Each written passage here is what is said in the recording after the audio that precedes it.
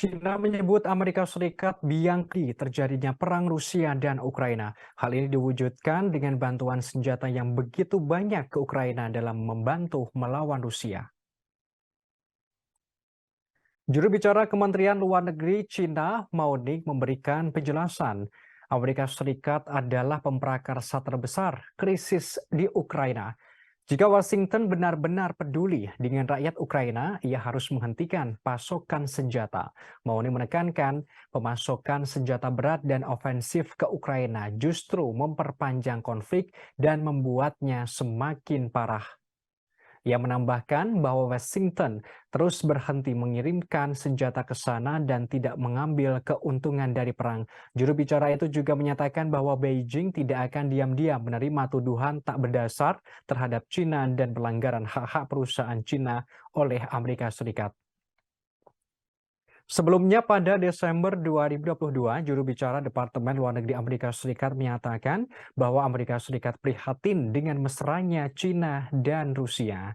Terlebih di tengah operasi militernya di Ukraina, Amerika Serikat juga memantau dengan cermat aktivitas Beijing untuk melihat apakah negara tersebut memberikan bantuan militer atau penghindaran sanksi ke Moskow.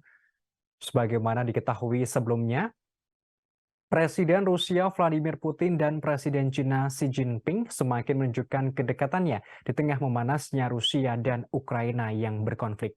Putin sendiri meminta Xi Jinping untuk mengunjungi negaranya pada tahun 2023. Undangan itu disampaikan oleh Putin pada Jumat 30 Desember tahun lalu saat keduanya melakukan panggilan video. Dalam sambutannya Putin mencatatkan ia dan Xi Jinping memiliki kontak reguler, baik secara langsung maupun melalui telepon. Vladimir Putin mengatakan kunjungan itu akan menunjukkan kepada dunia kedekatan hubungan Rusia dan China.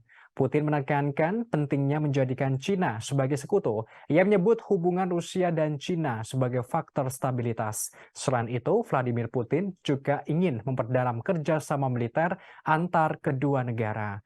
Menanggapi pernyataan Presiden Rusia itu, Xi Jinping pun menyambutnya sebagai teman. Menurutnya, kemitraan China-Rusia komprehensif dan strategis, sehingga menunjukkan kedewasaan dan ketahanan terhadap tekanan. Kedua pemimpin menyatakan kepuasannya dengan perkembangan pesat hubungan antara kedua negara itu. Dengan begitu bisa menguntungkan rakyat Cina maupun Rusia. Terima kasih sudah nonton. Jangan lupa like, subscribe, dan share ya.